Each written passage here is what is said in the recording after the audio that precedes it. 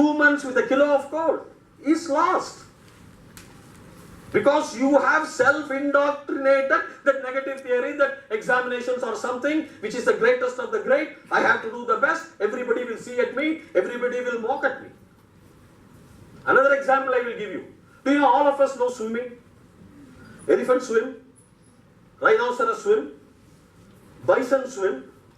Everyone knows, every creature knows swimming except man. Why?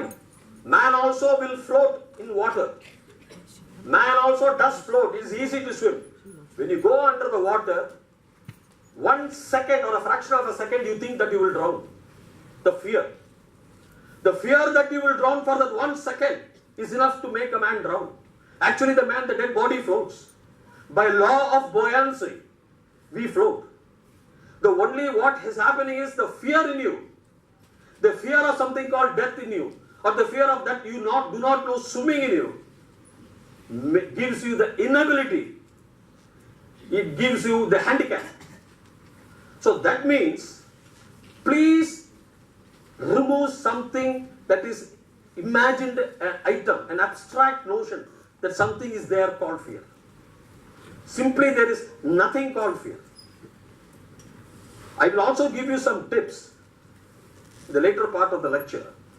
But this psychological concept I want to put in your minds, because absolutely, even when you have examinations tomorrow or day after tomorrow, don't carry any butterflies in your stomach. Don't fear. Don't fear for your parents that they will scold you or the teacher will scold you. I will get what is known as low marks.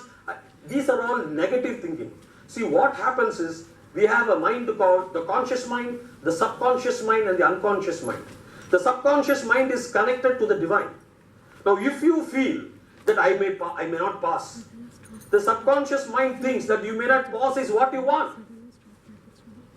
Please note this secret. The conscious mind is your gatekeeper. It is inputs, it gives you the data. The subconscious mind is your random access memory.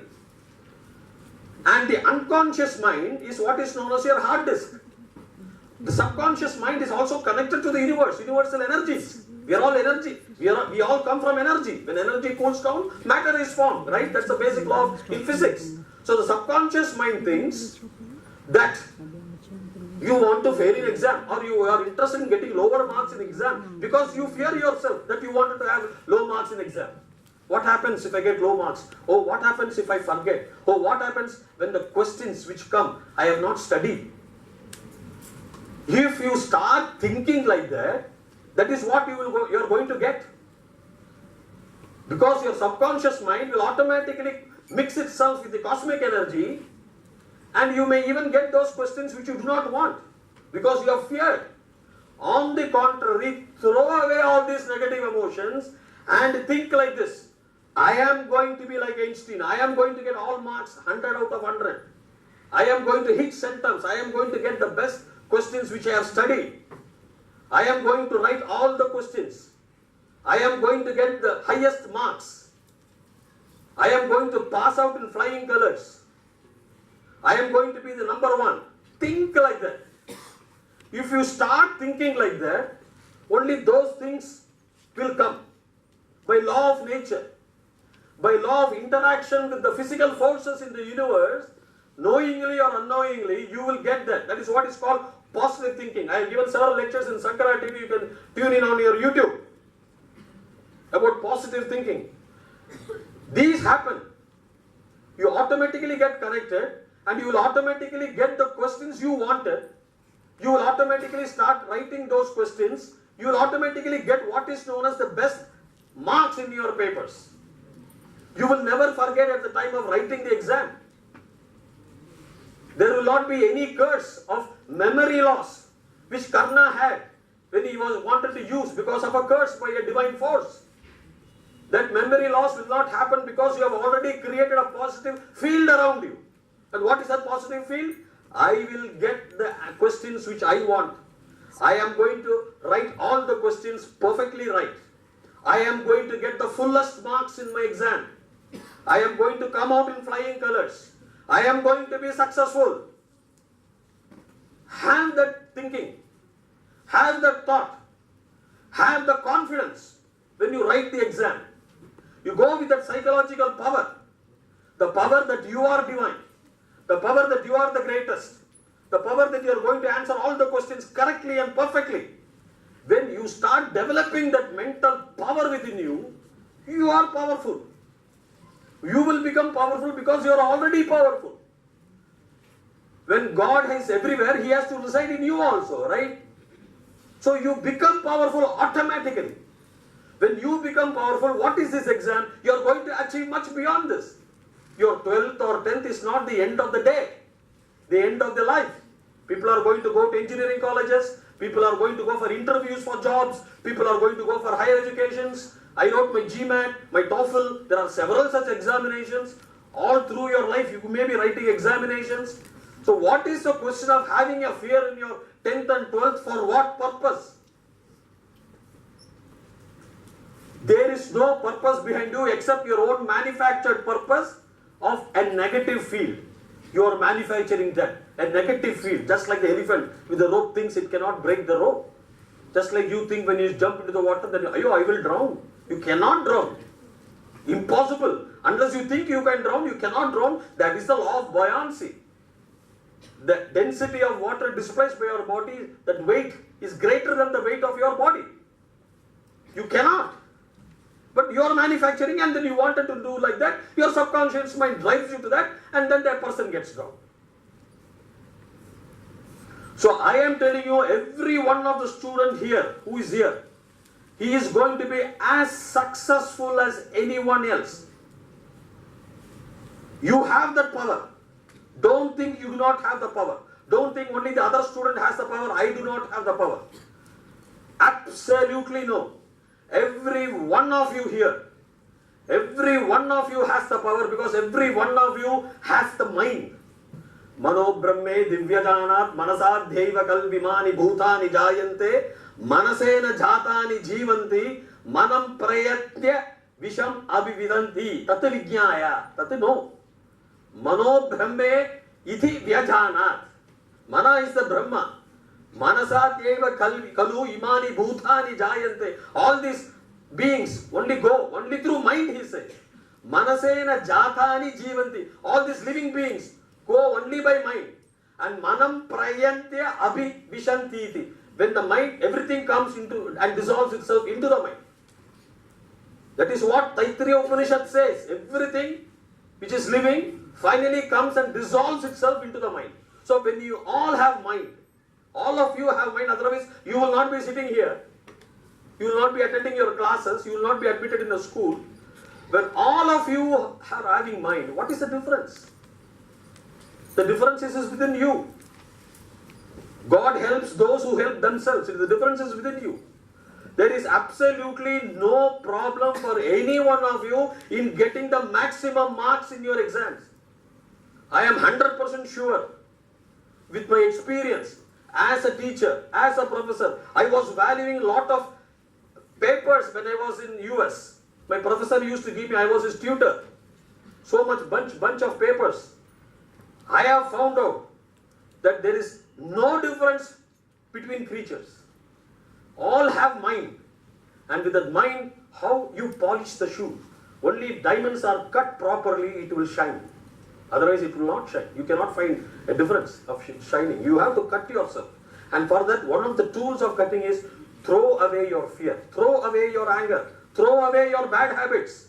You are not here to go consume alcohol or go and smoke a cigarette or go to the pubs. You follow the Indian culture of perfection. You respect your parents.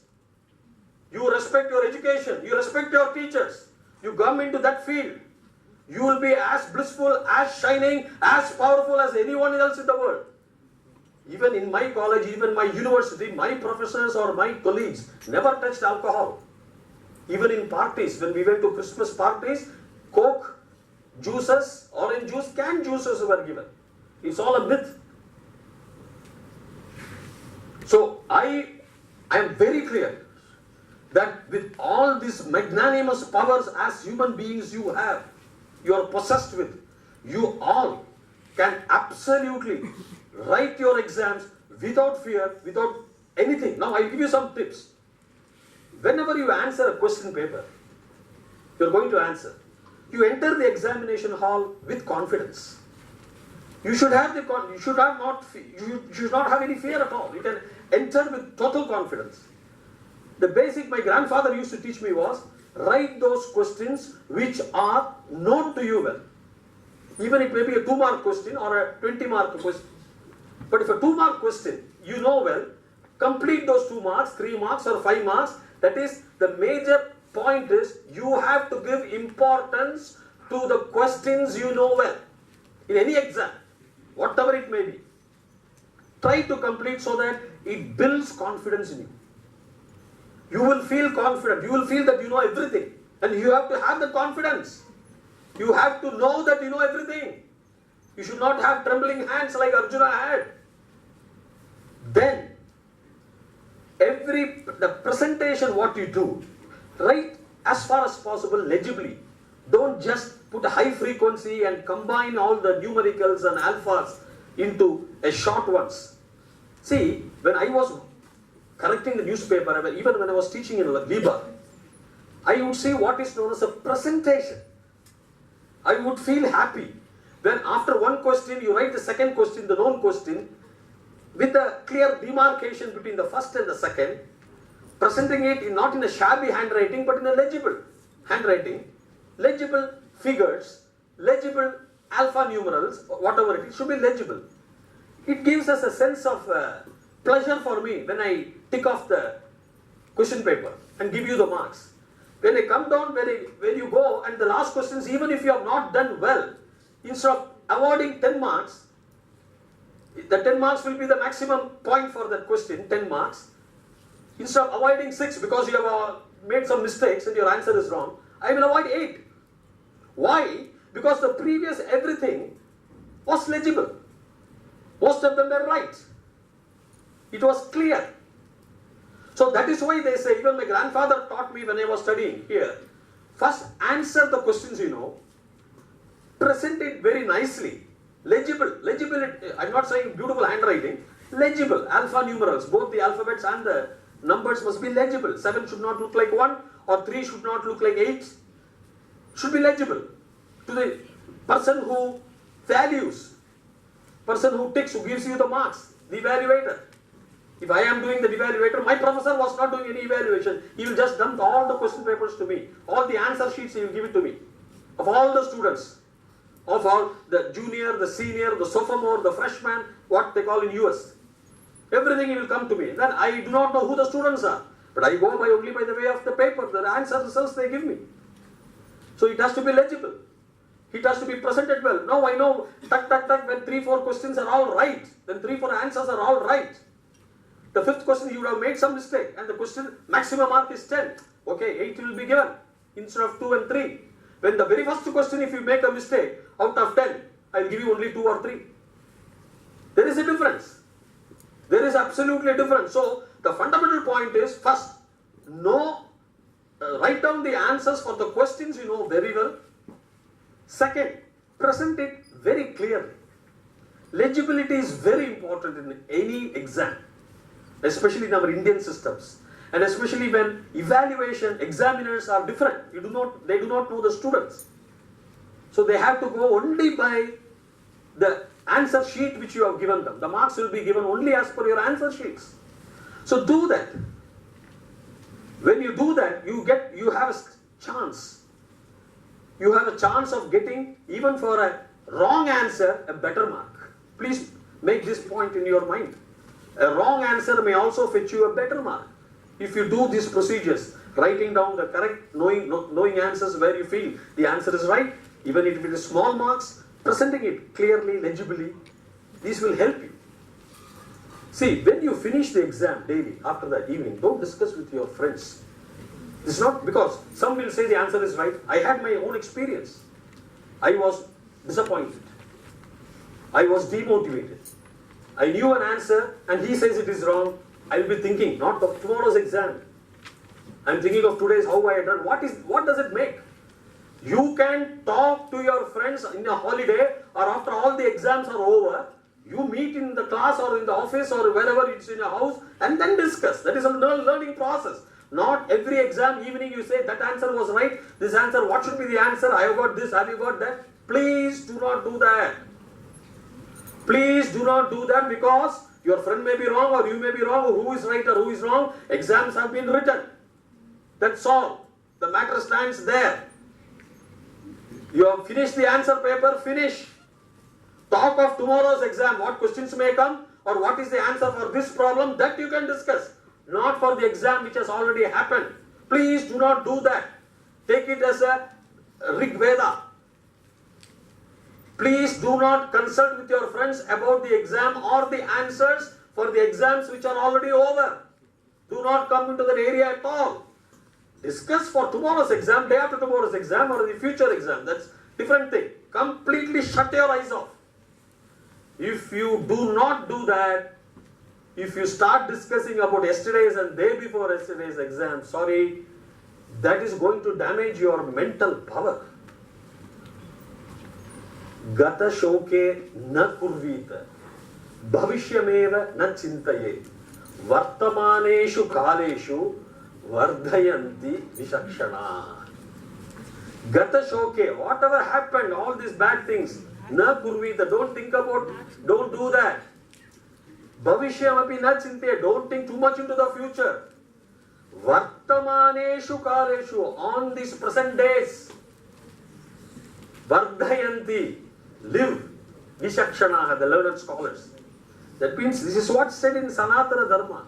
Don't think too much of what you have done. Don't go too much into the future. Today's matter you discuss and finish it. Today's matter means adhunika vishayam. Current matter, tomorrow's exam you discuss if you want. If you want to know the answer. So that is a very, very important point which you have to bear in mind, especially students who want to score more.